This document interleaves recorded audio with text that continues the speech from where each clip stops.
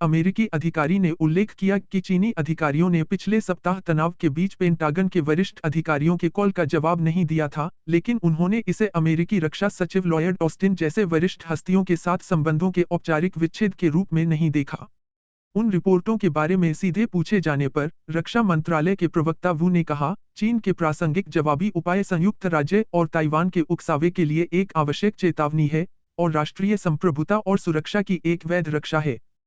शीर्षक को छोड़कर इस कहानी को एनडीटीवी के कर्मचारियों द्वारा संपादित नहीं किया गया है और एक सिंडिकेटेड फीड से प्रकाशित किया गया है। फाइल।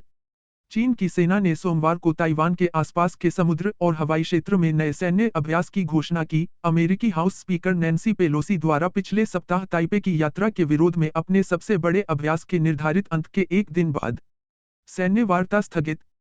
ताइवान के रक्षा मंत्रालय ने कहा कि चीनी सैन्य जहाजों, विमानों और ड्रोन ने द्वीप और उसकी नौसेना पर हमलों की नकल की थी। चीन के रक्षा मंत्रालय ने इस बीच संयुक्त राज्य अमेरिका पर अपना राजनयिक दबाव बनाए रखा। पेलोसी की यात्रा के विरोध में सैन्य से सैन्य वार्ता को ठंडे बस्ते में डालने का बचाव किया।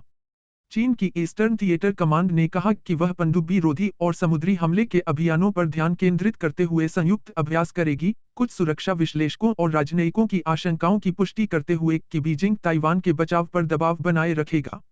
नवीनतम अभ्यासों की घोषणा से कुछ समय पहले ताइवान के राष्ट्रपति त्साई इंगवेन ने सेंट विंसेंट और ग्रेनेडाइंस के प्रधानमंत्री राल्फ गोंजाल्विस से मुलाकात की। उन्हें बताया कि वह चीन के सैन्य दबाव के बावजूद यात्रा करने के अपने दृढ़ संकल्प से प्रभावित हुए थे।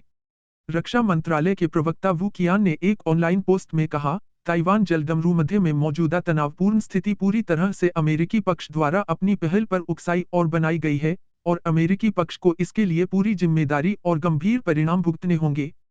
पेलोसी के इस क्षेत्र से चले जाने के बाद चीन ने शुक्रवार को थिएटर स्तरीय कमांड, रक्षा नीति समन्वय और सैन्य समुद्री परामर्श से जुड़ी औपचारिक वार्ता रद्द कर दी। सुरक्षा योजना से जुड़े स्थिति से परिचित एक व्यक्ति के अनुसार रविवार को उन अभ्यासों के समाप्त होने से कुछ समय पहले चीन और ताइवान के लगभग 10 युद्धपोतों ने ताइवान जलडमरू मध्य की अनौपचारिक मध्य रेखा के करीब तिमाहियों में युद्धाभ्यास किया। सुरक्षा विश्लेषकों और राजनयिकों के अनुसार चीन द्वारा अमेरिकी सेना के साथ अपने कुछ संचार संपर्कों को काटने से ताइवान पर एक महत्वपूर्ण क्षण में आकस्मिक वृद्धि का खतरा बढ़ जाता है।